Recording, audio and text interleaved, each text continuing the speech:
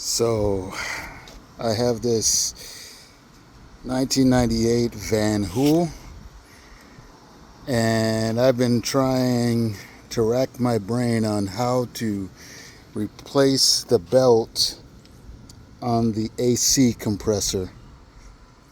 I've looked all over the web and I couldn't find anything. I've asked people, everybody came up with different things, and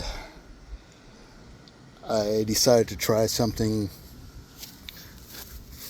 I took a 2x4 here, came to the side,